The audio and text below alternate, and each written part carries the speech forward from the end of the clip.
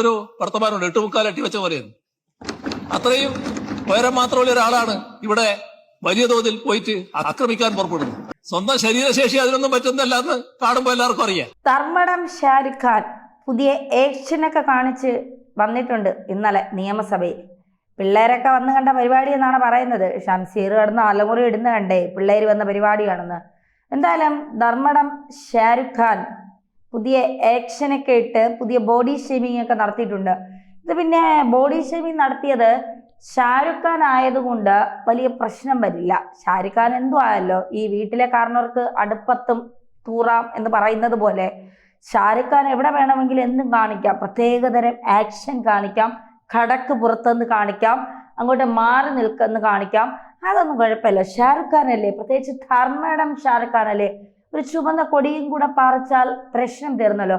ഇത് വല്ലതും ആ സുരേഷ് ഗോപി ആയിരുന്നെങ്കിലോ ഇന്നലെ കേരളം ഇവിടുത്തെ മാധ്യമങ്ങളെല്ലാം കൂടി കത്തിച്ചു വിട്ടേനെ, റോക്കറ്റ് പോകുന്നത് പോലെ നോക്കേണ്ടി വന്നേനെ. കാരണം സുരേഷ് ഗോപി സവർണ മാടമ്പിയാണ്, സവർണനാണ്. സുരേഷ് ഗോപി വെളുത്തിരിക്കുന്നതിന്റെ അഹങ്കാരമാണ്. സുരേഷ് ഗോപിക്ക് 5 അടി അല്ല 6-7 ഇഞ്ച് പൊക്കം എത്രയാണെന്ന് എനിക്കറിയാം. എന്നാൽ നല്ല പൊക്കോ സുരേഷ് ഗോപിക്കുണ്ട്. അതുകൊണ്ടാണ് സുരേഷ് ഗോപി അങ്ങനെ ആക്ഷേപിച്ചത്. സുരേഷ് ഗോപിയുടെ ഈ ഫ്യൂഡലിസത്തെ നമുക്ക് അവസാനിപ്പിക്കണം.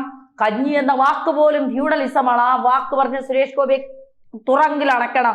സുരേഷ് ഗോപിയെ ഇനി ജയിലിടിഞ്ഞാലും പുറത്തു വിടാൻ പാടില്ല എന്നൊക്കെ പറഞ്ഞ് ഇന്നലെ കമ്പനികളും കമ്മണന്മാരും കൂടെ ഇവിടെ കിടന്ന് അഴിഞ്ഞാടിയേനെ ഇന്നലെ. പക്ഷെ സുരേഷ് ഗോപി അല്ല. അതാണ് ഇവിടുത്തെ ടിസ്റ്റ്. ഇവിടെ ധർമ്മടത്തെ ഷാരൂഖ് ഖാൻ അമിതാഭ് ബച്ചൻ എന്നും മറ്റ് സഹാക്കന്മാർ വിളിക്കും. കാരണം ബുധൻ ഇപ്പൊ അമിതാഭ് ബച്ചൻ എന്നാണ് പറയുന്നത്. കാരണം നല്ല പൊക്കവും അതിനൊത്ത ഗാംഭീര്യവും ഒക്കെ ഉണ്ടല്ലോ അമിതാഭ് ബച്ചനെ പോലെ. എന്തായാലും ഷാരൂഖ് ഖാൻ ഇങ്ങനെ നിയമസഭയിൽ നിന്ന് പറയുകയാണ്, 8 കാലടി വെച്ചതുപോലെ 8 മുക്കാലടി വെച്ചതുപോലെ എന്നൊരു പഴമൊഴി ഞങ്ങളുടെ നാട്ടിലുണ്ട് അത്രേ. ഞങ്ങളുടെ നാട്ടിൽ വേറെ പല പഴമൊഴിയും ഉണ്ട് മുഖ്യ. അതൊക്കെ മുഖ്യനെ മുഖത്ത് നോക്കി പറഞ്ഞാലുണ്ടല്ലോ നാളെ ഞങ്ങൾ പോലീസ് സ്റ്റേഷനിൽ കിടക്കേണ്ടി വരും. അതുകൊണ്ട് പേടിച്ച് മാത്രമാണ് പറയാത്തത്. ഇല്ലെങ്കിലേ ഇതിലും അപ്പുറം ബോഡി ഷേമിങ് നടത്താൻ നമുക്കറിയാം. അങ്ങനെ നമ്മളെ ഭയപ്പെടുത്തേന്നും വേണ്ട. മുഖ്യൻ പറയുന്നതിന്റെ 7 എണ്ണം പറയാൻ ഞങ്ങൾക്ക് അറിഞ്ഞുകൂടാത്തോണ്ടൊന്നും അല്ല. പിന്നെ മുഖ്യനെ പോലെ അല്ലല്ലോ. മുഖ്യൻ എന്തും പറഞ്ഞ ഇവിടുത്തെ കമ്മി മാധ്യമ പ്രവർത്തകർ മുഖ്യനോടൊപ്പം നിൽക്കും, അന്തം കമ്മികൾ മുഖ്യനോടൊപ്പം നിൽക്കും, സൈബർ പോരാളികൾ മുഖ്യനോടൊപ്പം നിൽക്കും. പക്ഷെ ഞങ്ങൾക്കെതിരെ ആരും നിൽക്കൂല. അതുകൊണ്ട് പൊക്കക്കുറവ് കേട്ടാലും ബോഡി ഷേമിങ് നടത്തിയാലും ഞങ്ങളങ്ങ് കേട്ട് കയ്യും കെട്ടി മിണ്ടാതെ ഇരിക്കും. അവസ്ഥ അതായി പോയില്ലേ. അല്ല, എന്നെ അതിലും അതിശയിപ്പിച്ചതേ മുഖ്യൻ ഇതൊക്കെ പറഞ്ഞ് അങ്ങനെ പത്മഭൂഷൺ കിട്ടിയതുപോലെ ഇങ്ങനെ വിജയശ്രീലാളിതനായി നിൽക്കുമ്പോൾ ആ സഭയിലിരുന്ന് കൈയടിച്ചവരുടെ ഒരു മാനസികാവസ്ഥയുണ്ടല്ലോ. സമ്മതിച്ച് മച്ചാമാരെ, സമ്മതിച്ച്. നിങ്ങൾ പൊളിയാണ്, പൊളി. ഒരാളെ ബോഡി ഷേമിങ് നടത്തുമ്പോഴുണ്ടല്ലോ നിങ്ങളിങ്ങനെ കൈയടിച്ചത് പാസ്സാക്കുന്നില്ലേ മുഖ്യനെക്കാട്ടിലും എനർജിയോടെ. അതാണ് നമ്മളെ അങ്ങോട്ട് അതിശയിപ്പിച്ച് കളഞ്ഞത്. അതൊരു ഒന്നൊന്നര അടിയായിരുന്നു നിങ്ങൾ അടി. അത് പറയാതിരിക്കാൻ കഴിയില്ല. ഈ രാജാവ് നഗ്നനാണ് എന്ന് വിളിച്ചു പറയാൻ കഴിയാത്ത നിങ്ങളുടെ ഒരു അവസ്ഥയുണ്ടല്ലോ. ആ അവസ്ഥ അതൊരു വല്ലാത്ത അവസ്ഥയാണ്. അപ്പോ നമ്മുടെ ധർമ്മട ഷാരൂഖ് ഖാൻ അല്ലേ, ഷാരൂഖ് ഖാനെ നിങ്ങളല്ലേ നവകേരള ബസ്സിൽ എക്സലേറ്റർ വെച്ചിട്ട്, എക്സലേറ്റർ എന്നല്ലേ എൻ്റെ പേര്, തെറ്റുണ്ടെങ്കിൽ ഇനി കമൻറ്റിൽ വന്ന് എന്നെ തെറി വിളിക്കരുത്. എക്സലേറ്റർ എന്നാണ് എൻ്റെ ഓർമ്മ. എക്സലേറ്റർ വെച്ചിട്ട് നടക്കാൻ കഴിയാതെ ഇങ്ങനെ നിൽക്കുമ്പോൾ തന്നെ ഷൂ എന്നും പറഞ്ഞ് അകത്ത് കയറി പോകുന്നൊരു സാധനത്തിൽ കയറി നവകേരള ബസ്സിൽ ചുറ്റിക്കറങ്ങി അമ്പലത്തിൻ്റെയും പള്ളിയിലെയും പിന്നെ മതിലിനെ ഇടിച്ച് തകർത്തിട്ടിട്ട് നവകേരള ബസ്സുമായിട്ട് ചുറ്റിക്കറങ്ങിയത്. ആ ബസ് ഇപ്പം ഏതോ ഓടെ കിടക്കുന്നുണ്ട്, അതവിടെ കിടക്കട്ടെ. അത് ജനങ്ങളുടെ നികുതിപ്പണമാണല്ലോ, അത് ചോദിക്കാൻ ഞങ്ങൾ വരില്ല, അതവിടെ കിടക്കട്ടെ. എന്തായിരുന്നു പ്രശ്നം? നടക്കാൻ പറ്റില്ല അല്ലേ, ശരീരം അനങ്ങാൻ പറ്റില്ല, വിയർപ്പിൻ്റെ അസുഖമുണ്ട്, ശരീരം അനങ്ങി ജീവിച്ചിട്ടില്ലല്ലോ. അതങ്ങനെ തന്നെ ഇരിക്കട്ടെ, മുഖ്യനല്ലേ, കുഴപ്പമില്ല. പിന്നെ നിങ്ങളെ വീട്ടിൻ്റെ താഴത്തെ നിലയിൽ നിന്ന് മുകളിലോട്ട് കയറാൻ ക്ലിഫ് ഹൗസിൽ ഒരു ലിഫ്റ്റ് ഇല്ലേ? താഴേന്ന് മുകളിലോട്ട് വരാനും മുകളിൽ നിന്ന് താഴോട്ട് പോകാനും ലിഫ്റ്റ് ഇല്ലേ? ശരിയാ, പറ്റില്ല, നടക്കാൻ പറ്റില്ല, നടന്ന് ശീലമില്ലല്ലോ. എഴിക്കുക, മറ്റേ കാറിൽ കയറുക, 42 കാറ് അകമ്പടിക്ക് പോവുക, ചീറിപ്പാഞ്ഞു പോവുക. വോട്ടിട്ട ജനങ്ങളൊക്കെ കറുപ്പ് കണ്ട ഇത് അവനെ അങ്ങോട്ട് മാറ്റി നിർത്ത്, കറുത്ത കുടയും കൊണ്ട് പോയാൽ അവനെ കുടയെ പിടിച്ച് വലിച്ചെടുത്ത് അവരുടെ ഇടയിൽ എറി. പറയാൻ പറ്റില്ല, പാവമല്ലേ, പ്രായമൊക്കെ ആയില്ലേ, നടക്കാനുള്ള ബുദ്ധിമുട്ടുണ്ടാവും. യൂറോപ്യൻ ക്ലോസറ്റിലാണല്ലോ ഈ മറ്റേ ഈ 2-ന് പോകുന്നത്. അതുകൊണ്ട് അവിടെയും ലിഫ്റ്റ് ഉണ്ടോ? കഴിഞ്ഞ ഉടനെ എങ്ങനെ പൊങ്ങി കയറാനായിട്ട് പറയാൻ പറ്റില്ല.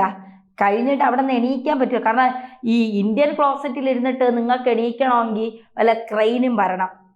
ഈ സഹാക്കന്മാർക്കൊക്കെ ഇന്ത്യൻ ക്ലോസറ്റിൽ നിന്ന് എണീക്കണമെങ്കിൽ വല്ല ക്രെയിനും വന്ന് പൊക്കണം. അല്ലാതെ നിങ്ങളെ കൊണ്ടൊന്നും പറ്റില്ല. കാരണം അധ്വാനിച്ച് ശീലമില്ലല്ലോ.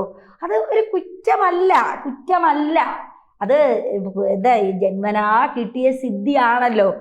ജയ് വിളിച്ച് ശീലമായത്. അധ്വാനിച്ച് ശീലമില്ലല്ലോ. അതുകൊണ്ട് കുഴപ്പമില്ല. അവിടെയും വേണമെങ്കിൽ പിന്നെ ലിഫ്റ്റ് വെച്ചോ. ഒരു സ്വിച്ച് അമർത്തുമ്പോൾ പിന്നെ എന്താ ചന്തി വരെ കഴുകി തരുന്ന ഒരു സാധനം ഉണ്ടെന്നാണ് പറയുന്നത്. എനിക്കറിയില്ല, ഞാൻ കണ്ടിട്ടില്ല.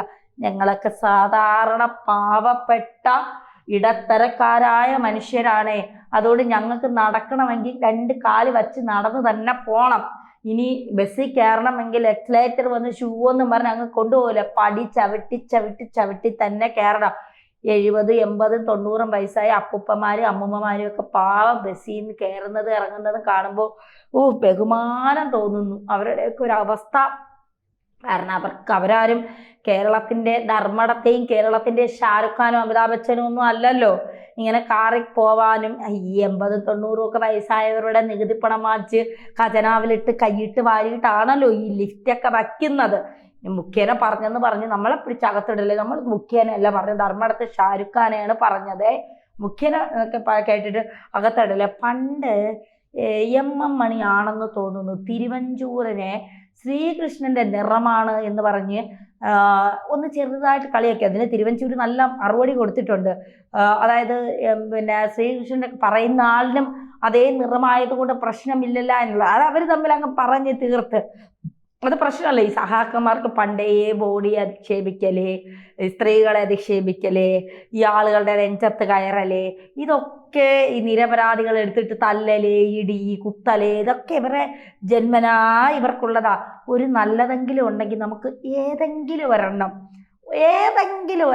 നല്ലതെന്ന് പറയാം. ഇത് മിണ്ടിയ തുണിവെക്കി കാണിക്കും. സഭയെ ഡയസിൽ കയറിയിരുന്ന് സഭയെ മൊത്തവും അലമ്പാക്കും.